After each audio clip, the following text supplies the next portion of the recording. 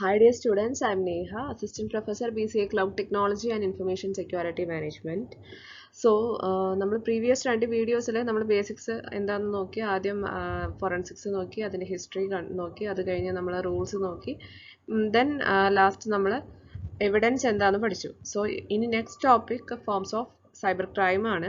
Different types of cyber crime ആണ് ഇതിനകത്ത് വരുന്നത്.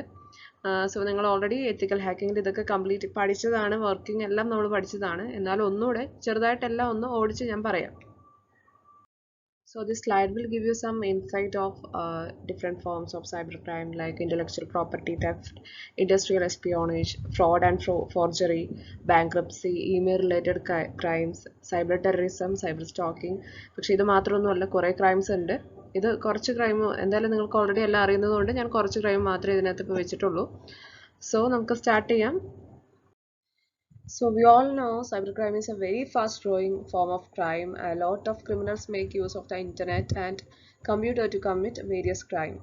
So ഇതെല്ലാം അവർ ചെയ്യുന്നത് അനോണിമസ് ആയിട്ടാണ് എല്ലാ ക്രൈമും അവർ ചെയ്യുക.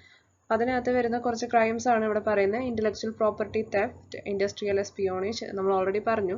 ദെൻ നമ്മളിപ്പം ലേറ്റസ്റ്റ് ആയിട്ട് കണ്ടിട്ടുള്ള ഒരു ക്രൈമാണ് കൊറോണ. നമ്മളെ എല്ലാവരും കൊറോണ അഫക്റ്റ് ചെയ്ത്, അതുകൊണ്ടാണ് ഞാനിപ്പോൾ ഓൺലൈൻ ക്ലാസ് ഒക്കെ എടുക്കുന്നത്. സോ എല്ലാവർക്കും അഫക്റ്റ് ചെയ്ത് എല്ലാവരും ആ ഒരു എന്താ പറയുക ഒരു പതറ്റിക് സിറ്റുവേഷനിൽ ഇരിക്കുന്ന സമയത്ത് കൊറോണ വൈറസിൻ്റെ പേരിൽ കമ്പ്യൂട്ടർ വൈറസ് വരെ വന്നു. സോ ഫിഷിംഗ് വന്നു. അതേപോലെ ആൾക്കാരെ ഈ ഒരു ഇതിൻ്റെ ഒരു ഇതെടുത്ത് അഡ്വാൻറ്റേജ് എടുത്ത് ആൾക്കാരെ പറ്റിക്കുന്ന ഒരു പരിപാടിയും കൂടെ ഈ ഇടയ്ക്ക് നടക്കുന്നുണ്ടായിരുന്നു. സോ ഇങ്ങനെ കുറേ ക്രൈംസ് ഇങ്ങനെ ഇൻക്രീസ് ആയിക്കൊണ്ടേ ഇരിക്കുകയാണ് day by day. So let's begin with intellectual property theft. Actually, intellectual property is created when a company or individual develops a new formula or method with some economic value. So this include unique name, symbol or logo that is commercially by business. So intellectual property could be protected in various forms, including patents on new inventions, trademarks on business entities, and copyright on intellectual property. This intellectual property theft is a serious crime, but there is a lot can be done to prevent it from happening. കുറേ നമുക്ക് prevent ചെയ്യാൻ പറ്റും. അതിനൊക്കെയാണ് നമ്മൾ ഈ patents അല്ലെങ്കിൽ copyright ഒക്കെ വെക്കുന്നത്. പക്ഷേ ഇത് സ്റ്റീൽ ചെയ്യാൻ ഭയങ്കര ഈസിയാണ്. അതാണ് ഏറ്റവും ഇവിടെ വരുന്ന ഒരു മെയിൻ പ്രശ്നം എന്ന് വെച്ച് കഴിഞ്ഞാൽ ഇൻ്റലക്ച്വൽ പ്രോപ്പർട്ടി നമുക്ക് സ്റ്റീൽ ചെയ്യാൻ വളരെ ഈസിയാണ്. All one would have to do is copy someone else means content, ideas, product or innovation etcetera. So നമ്മൾ ഒരു ഇപ്പോൾ എക്സാമ്പിൾ പറയുകയാണ്, നിങ്ങൾ ഉദയനാണ് താരം മൂവിയൊക്കെ കണ്ടിട്ടുണ്ടായിരിക്കുമല്ലോ. സോ അതിനകത്ത് നമ്മുടെ മോഹൻലാലിൻ്റെ സ്ക്രിപ്റ്റ് വന്നിട്ട് കട്ടുകൊണ്ട് പോയിട്ടാണല്ലോ ശ്രീനിവാസൻ വലിയ സംഭവമായി മാറുന്നത്. സോ അതെന്ന് പറയുന്നതും ഇൻ്റലക്ച്വൽ പ്രോപ്പർട്ടി തെഫ്റ്റ് തന്നെയാണ്, എക്സാമ്പിളാണ് അതിന്. Then if a victim would have done all the work but culprit would get the profit. So അവിടെ വന്നിട്ട് ഫെയിമും എല്ലാം ആർക്കാ ശ്രീനിവാസനാണ് കിട്ടിയത്. സോ കൾപ്രിറ്റ് ആണ് അവിടെ എല്ലാം ഗെയിൻ ചെയ്ത് ആൾ വലിയ ലെവലിലെത്തും. സോ ഇത് ബിസിനസ് ഓർഗനൈസേഷൻസിലും എല്ലാം അവിടെ നടക്കുന്ന ഒരു സംഭവമാണ് ഈ ഇൻ്റലക്ച്വൽ പ്രോപ്പർട്ടി തെഫ്റ്റ് എന്ന് പറയുന്നത്. Next is industrial espionage. In the cyber age, industrial espionage is a common crime. Then most of the companies are hiring domain experts to get an idea of their competitors' work, future business ideas, business plans, etc. So they can use of it to stay ahead of the market. Then ഇത് ഭയങ്കര illegal ആയിട്ടുള്ള ഒരു കാര്യമാണ്, unethical ആയിട്ടുള്ള മെത്തേഡാണ്. Then ഇതിനകത്ത് വരുന്ന കുറച്ച് കാര്യങ്ങളാണ് ബ്രൈബറി വരും, ബ്ലാക്ക് മെയിൽ വരും, ടെക്നോളജിക്കൽ സർവൈലൻസ്. ഇതൊക്കെ എന്താ കവേർഡ് ചാനൽസ് ആണ് ഇതിൽ മാക്സിമം യൂസ് ചെയ്യുന്നത്. ഇതിന് മെയിൻ എങ്ങനെയൊക്കെ ആയിരിക്കും ഇങ്ങനെ ഇൻഡസ്ട്രിയൽ എസ്പിയോണേജ് നടക്കാന്ന് വെച്ച് കഴിഞ്ഞാൽ സൈബർ അറ്റാക്സ്. ഒന്നല്ലെങ്കിൽ ആ കമ്പനിയുടെ നെറ്റ്വർക്കിനകത്ത് വേറൊരു ഓർഗനൈസേഷൻ്റെ നെറ്റ്വർക്കിനകത്ത് എങ്ങനെ കയറാൻ പറ്റും, അങ്ങനെ കുറേ കാര്യങ്ങൾ അറ്റാക്ക് ചെയ്ത് നോക്കും. വൈറസോ വേംസ് അല്ലെങ്കിൽ അവരുടേതായ പല പല കാര്യങ്ങൾ അവർ ട്രൈ ചെയ്ത് നോക്കും.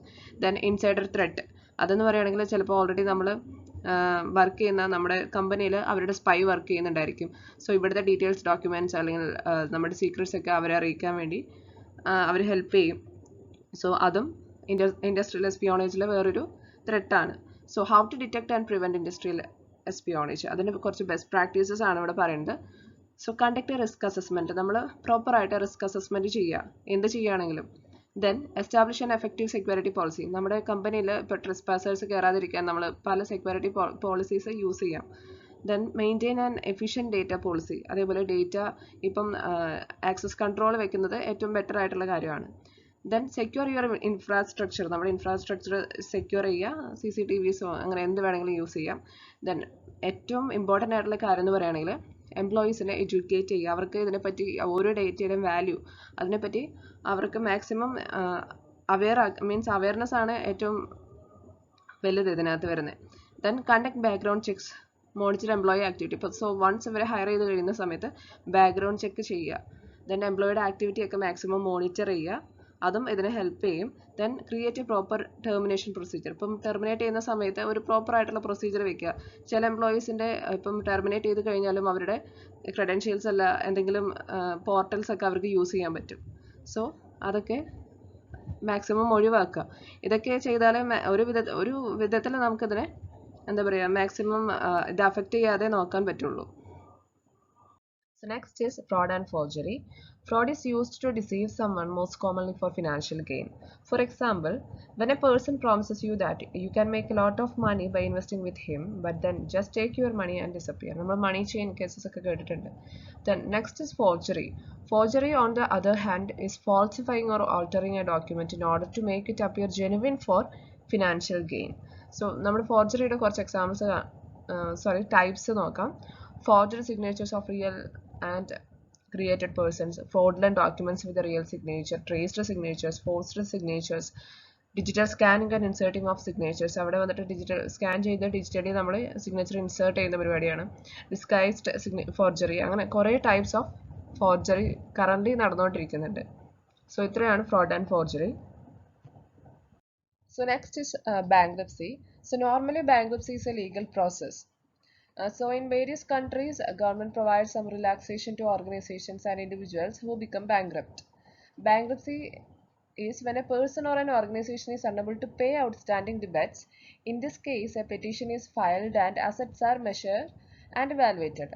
So ആ evaluation base ചെയ്തിട്ട് that assets go towards paying back to the outstanding debt. Then once ഇത് കംപ്ലീറ്റ് ചെയ്ത് കഴിഞ്ഞ് കഴിഞ്ഞാൽ ആ ഒരു പേഴ്സൺ അല്ലെങ്കിൽ ആ ഓർഗനൈസേഷൻ അതിൽ നിന്ന് റിലീവായി, ബാങ്ക്രപ്സിയിൽ നിന്ന് മീൻസ് ഈ ഒരു ഡിബറ്റിൻ്റെ ആ ഇഷ്യൂ നിന്ന് റിലീവായി. പക്ഷേ ഇത് എപ്പോഴാണ് ക്രൈം ആവുന്നതെന്ന് വെച്ച് കഴിഞ്ഞാൽ നമ്മൾ when a person or an organization declares bankruptcy in order to avoid economic liabilities, അല്ലെങ്കിൽ to get some severe economic downturn, അല്ലെങ്കിൽ ഇപ്പം എന്തെങ്കിലും ക്വിക്കായിട്ടുള്ള എക്കണോമിക് ഗവൺമെൻറ്റിൻ്റെ റിക്കവറി പ്രോസസ്സിനെ അവർക്കൊന്ന് സ്ലോ ഡൗൺ ചെയ്യണം. അതിനൊക്കെ വേണ്ടിയിട്ട് അവർ ഇല്ലീഗലായിട്ട് ഇല്ലാത്ത ബാങ്ക്രപ്സി അവിടെ ഫയൽ ചെയ്യും. സോ ആ കേസിലാണ് നമ്മൾ ബാങ്ക്രപ്സിനെ ഒരു ക്രൈമായിട്ട് എടുക്കുന്നത്. So next is email related crimes. So email has fast emerged as the world's most preferred form of communication. So billions of email messages traverse the globe daily. Like any other communication, emails also misused by criminal elements. So cyber criminals ഇപ്പോൾ mostly target ചെയ്യുന്നത് ഇമെയിൽസിനെയാണ്. Email use ചെയ്തിട്ടാണ് പല അറ്റാക്സും currently നടന്നുകൊണ്ടിരിക്കുന്നത്. So അതിൻ്റെ കുറച്ച് types ആണ്. ഇത് already നമ്മൾ ഇതിൻ്റെ വർക്കിംഗ് എങ്ങനെയാണ് വർക്ക് ആവുന്നതെന്നെല്ലാം നമ്മൾ പഠിച്ചു കഴിഞ്ഞു. എന്നാൽ ഒന്നുകൂടെ ഷോർട്ട് ആക്കിയിട്ട് പറയുകയാണ്. First one is email spoofing. So email spoofing is one that appears to originate from one source but that actually emerged from other source. So falsifying name or email header of the originator. അപ്പോൾ നമ്മൾക്ക് header നോക്കുമ്പം ജെന്യുവനായിട്ട് വേറെ എവിടെന്നെങ്കിലും അല്ലെങ്കിൽ നമ്മുടെ HOD അല്ലെങ്കിൽ നിങ്ങളുടെ class teacher അയക്കുന്ന പോലെ നിങ്ങൾക്ക് തോന്നും, പക്ഷേ അത് വേറൊരു അനോണിമസ് ആയിട്ട് വേറെ ആരെങ്കിലും അയച്ചതായിരിക്കാം. അങ്ങനെയൊക്കെ ചാൻസസ് ഉണ്ട്. Then next is spreading Trojans, virus and worms. So email has become the easiest medium to spread malware programs over the internet. So നമുക്കറിയാം ലവ് ബഗ് നമ്മൾ പഠിച്ചിട്ടുണ്ട്, അതുപോലെ I love you virus love bug നമ്മൾ പഠിച്ചിട്ടുണ്ട്, Morris worm ഒക്കെ പഠിച്ചിട്ടുണ്ട്. So ഇതൊക്കെ within 36 hours love bug millions of യൂസേഴ്സിന് സ്പ്രെഡായി അവർ പ്രോബ്ലംസ് ഒക്കെ വന്ന് തുടങ്ങിയത്, അറ്റാച്ച്മെൻറ്റ് വഴി പോയത്. വാലന്റൈൻസ് ഡേ നമുക്ക് സ്റ്റോറീസ് ഒക്കെ അറിയാം. സോ ഇമെയിൽ വഴിയാണ്, അറ്റാച്ച്മെൻറ്റ് വഴി അല്ലെങ്കിൽ URL വഴിയൊക്കെയാണ് ഇത്രയും വൈറസ്, വേംസ്, ട്രോജൻസ് ഒക്കെ സ്പ്രെഡ് ആവുന്നത്. Then third one is email bombing. It refers to sending numerous emails to the target resulting in getting access to or crashing the target. അപ്പോൾ അതിൻ്റെ simplest form എന്ന് പറയുകയാണെങ്കിൽ നമ്മളൊരു email subscribe ചെയ്ത് അതിനകത്ത് at A time ഒരു 1000 ഒക്കെ males അയക്കുന്നതൊക്കെ email bombing എന്നാണ് പറയുക. Then next is fourth one is threatening emails. So the growing use of internet and social media make it easy for hackers to get anyone's email ID over the internet. So just ഒന്ന് search ചെയ്ത് കഴിഞ്ഞാൽ നമുക്ക് email I D എവിടെ നിന്ന് വേണമെങ്കിലും എടുക്കാം, ഒരാളുടെ Facebook അല്ലെങ്കിൽ ഇൻസ്റ്റ. സോ പല സോഴ്സസ് ഉണ്ട് നമുക്ക് കിട്ടുന്നതിന് വേണ്ടിയിട്ട്. So cyber criminals targets users through emails anonymously and starts sending the threatening emails. അവർ പല രീതിയിലുള്ള ത്രെട്ടനിങ് ഇമെയിൽസ് അനോണിമസ് ആയിട്ട് അയച്ചുകൊണ്ടിരിക്കും. ഈ ഇമെയിൽസിൻ്റെ മെയിൻ ഈ മാക്സിമം ക്രൈംസും ഇമെയിൽ വഴി എന്താണെന്ന് വെച്ച് കഴിഞ്ഞാൽ ഭയങ്കര സെക്യൂർ ആണ്. ആരാ അയക്കുന്നത് ജസ്റ്റ് അവർക്ക് എന്ത് ടൈപ്പ് നെയിമും യൂസ് ചെയ്യാം. ആ മെയിൽ ഐ ഡിയുടെ യൂസർ നെയിം കണ്ടിട്ട് അത് ഒറിജിനലി അയാൾ തന്നെയാണെന്ന് നമുക്ക് കൺഫേം ചെയ്യാൻ പറ്റില്ല. Then next is defamatory emails. Defamatory emails can be forwarded to various sources either by mistake or on purpose, creating a complicated matter from an unintentional consequences. So defamatory mailsum നമ്മൾ already പഠിച്ചതാണ്. Then email frauds പറയണ്ട, നമുക്ക് പല type daily spam messages ഒരു daily ഒന്ന് നിങ്ങൾ spam അല്ലെങ്കിൽ even നമ്മുടെ ജെനുവിൻ പ്രൈമറിയിൽ വരെ വരുന്നുണ്ട് പല ടൈപ്പ്. ഇപ്പം നിങ്ങൾക്ക് 10 crore അല്ലെങ്കിൽ നിങ്ങൾക്കൊരു കാറ് കിട്ടി എന്നൊക്കെ പറഞ്ഞ് നമുക്ക് കുറേ മെയിൽസ് ഇതുപോലെ വരുന്നുണ്ട്. നിങ്ങളുടെ ബാങ്ക് ഡീറ്റെയിൽസ് ഞങ്ങൾക്ക് അറ്റാച്ച് ചെയ്ത് തരണം എന്നൊക്കെ പറഞ്ഞു. സോ എല്ലാവരും അവെയർ ആയിരിക്കുക, ഇമെയിൽസ് ചെക്ക് ചെയ്യുക, മീൻസ് തറോലി ചെക്ക് ചെയ്തിട്ട് വേണം അതിന് റിപ്ലൈ കൊടുക്കാൻ. അവർ അതിനകത്തുള്ള URLs അല്ലെങ്കിൽ അറ്റാച്ച്മെൻറ്റ് ക്ലിക്ക് ചെയ്യാൻ. Next is cyber terrorism. A crime against a government are referred to as cyber terrorism. So അതിന് എക്സാമ്പിൾ ആണ് ഇപ്പം ഗവൺമെൻറ് വെബ്സൈറ്റ് ഹാക്ക് ചെയ്യുക അല്ലെങ്കിൽ മിലിറ്ററി വെബ്സൈറ്റ് ഹാക്ക് ചെയ്ത് അതിനകത്ത് എന്തെങ്കിലും ഒരു ഇൻഫർമേഷൻ അവർ കൊടുക്കുക. ദെൻ അത് ചിലപ്പോൾ സപ്പോസ് അവിടുത്തെ കൺട്രിയിലെ ജനങ്ങൾ എന്തെങ്കിലും പാനിക് ആക്കുകയാണെങ്കിൽ അവരതിൽ സക്സസ്ഫുൾ ആയെന്നാണ് പറയുക. അപ്പോൾ നമ്മുടെ കറൻ്റ്ലി ഇപ്പം ചൈന സൈബർ വാർ വന്നിട്ട് ചെയ്യാൻ പോവാണ്. അപ്പം defamatory mails like phishing mails ഒക്കെ അവർ ഇനി സെൻഡ് ചെയ്യും എന്നൊക്കെ പറഞ്ഞ് ഇപ്പോൾ കുറേ പ്രചരിപ്പിക്കുന്നുണ്ട്. സോ ഇതിനെയൊക്കെയാണ് നമ്മൾ സൈബർ ടെററിസം എന്നുകൊണ്ട് ഉദ്ദേശിക്കുന്നത്. ചിലപ്പം വേറെ ഒരു ഇൻഡിവിജ്വൽ ഗെയിനിന് വേണ്ടിയിട്ട് അല്ലെങ്കിൽ ഗവൺമെൻറ്റിനോട് എന്തെങ്കിലും പ്രോബ്ലം ഉള്ള ആൾക്കാർ അല്ലെങ്കിൽ വേറെ കൺട്രിയിലുള്ള ഓപ്പോസിറ്റ് കൺട്രിയിലുള്ള ആൾക്കാരെല്ലാവരും ഇത് ചെയ്യും. So next is cyber stalking. It is also known as online stalking. It is another form of crime and it's continuously growing with the growth of social media. So currently social media use ചെയ്യാത്ത ഒരാൾ പോലും ഇല്ല. So ഒരാളെ ഉയർത്തുന്നതും താഴ്ത്തുന്നതും social media ആണെന്ന് നമ്മൾ ഈ lockdown പീരീഡിൽ കുറേ കണ്ടിട്ടുണ്ടായിരുന്നു. സോ ഈവൻ അതിനകത്ത് ടിക്ടോക്കിൽ അല്ലെങ്കിൽ ഒരാളെ ഹരാസ് ചെയ്തിട്ട് അല്ലെങ്കിൽ ഒരാളെ മെൻ്റലി സ്ട്രെസ് കൊടുക്കുന്ന ഇൻഫർമേഷൻസ് ഒക്കെ ഇട്ട് ചിലപ്പം ഒരാളുടെ ലൈഫ് വരെ ലൈക്ക് സൂസൈഡ് അറ്റംപ്റ്റ് വരെ ചെയ്യുന്ന ആൾക്കാരുണ്ട് ഇത് ബേസ് ചെയ്തിട്ട്. ദെൻ ഇപ്പോൾ കണ്ടുവരുന്ന ഒരു ട്രെൻഡാണ്, ഇപ്പോൾ ബ്രേക്കപ്പ് ആയി കഴിഞ്ഞു എന്ന് വെച്ച് കഴിഞ്ഞാൽ ആ ഒരു പെൺകുട്ടിയുടെ ഫോട്ടോസ് മോർഫ് ചെയ്തിട്ടൊക്കെ പല ഫേസ്ബുക്ക് വാട്സപ്പ് വഴിയൊക്കെ സ്പ്രെഡ് ചെയ്യിക്കുക, ഫേക്ക് ആയിട്ടുള്ള ന്യൂസ് കൊടുത്ത് സ്പ്രെഡ് ആക്കുക.